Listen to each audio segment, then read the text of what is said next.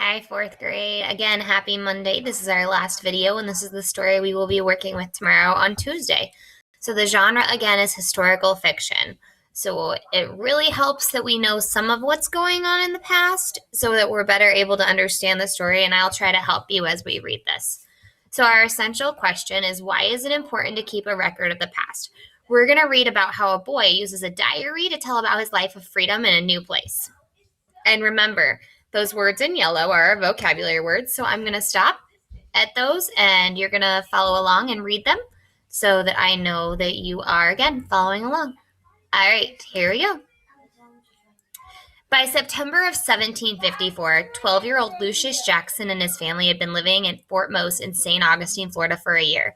They were part of a group who had escaped from a plantation in South Carolina. They had heard that Fort Moes was a place for runaways. Over the years, many people were willing to endure the journey there in return for the promise of freedom. During his time at Fort Moes, Lucius kept a diary to record what happened there. And we've got our date right here, 17th of September, 1754.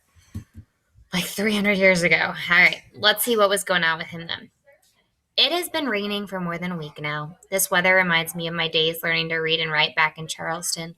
When the rains came, we couldn't work in the fields and we were forced to stay in the cabins. We knew that Mr. Slocum, the landowner, getting his boots wet, so he rarely came to check on us.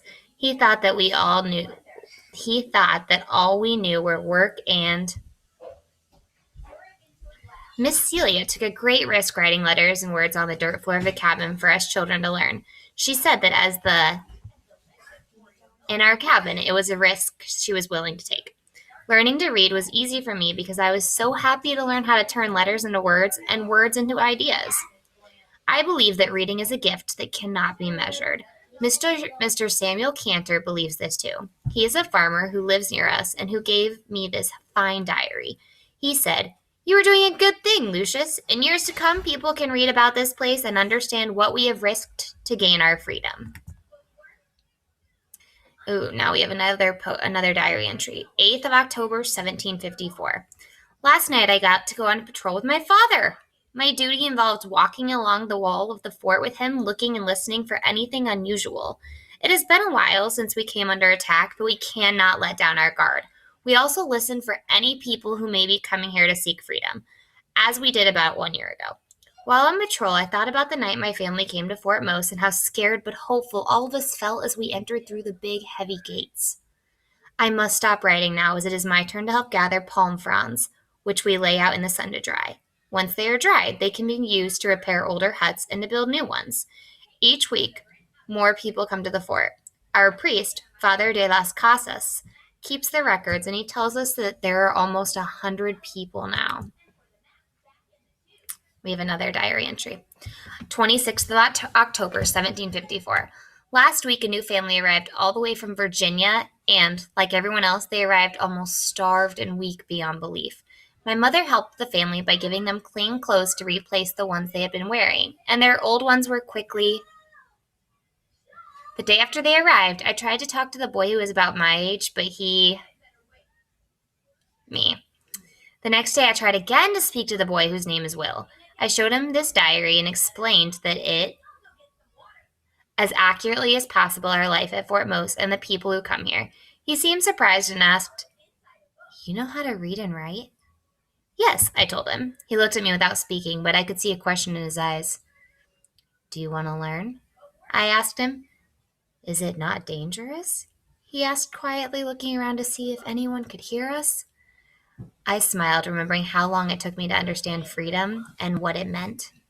"Will," I said to my new friend, "here at Fort Moes, you are free to learn, and I am free to teach you." We began our lessons right away. So let's think about that essential question. Talk about why diaries like Lucius Jackson's represents an important record of the past. So if I was typing out a response, we're going to practice. Okay, so I have this prompt written out, and this is something we've really got to work on, especially for fifth grade. So I know the prompt that you are asking and what you are talking about. So it says, talk about why diaries like Lucius Jackson's represents an important record of the past. So first off, if we use that race model, I'm going to kind of restate the question. Let me write. The diaries like Lucius Jackson's represents a lot of important, having a hard time typing today, a lot of important information.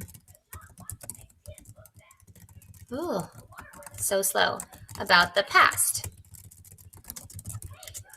For instance, and this is when I put in that text evidence. So I'm going to go back to the story and think about some of the things that he talked about. On page 399, he said, because his friend Will was like, "Isn't it dangerous?" And it said, "I smiled, remembering how long it took me to understand freedom and what it meant." So, for instance, on page, oh man, can't remember, 399, Lucius remembered writing his diaries to share his experiences of what freedom now looks like and how things have changed for him. And then we're kind of gonna put our own little spin on it, on how it helps us understand the important record of the past. This helps me understand that even kids were not always free to read and write. And then I just have a conclusion that I need to write. Oh, I gotta figure out why that's in blue. Okay, we'll fix that. All right, this helps me understand that even kids were not always free to read and write.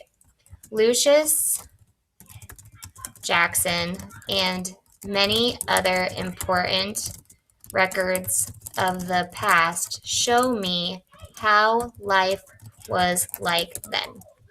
That is a perfect 5-star prompt that I'm going to be asking for you as a 5th grade teacher.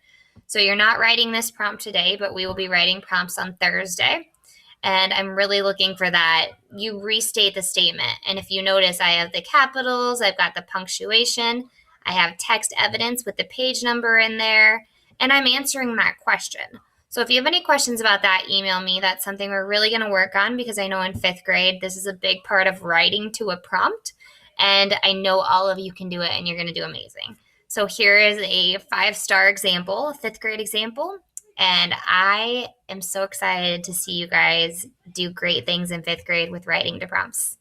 Have a great day.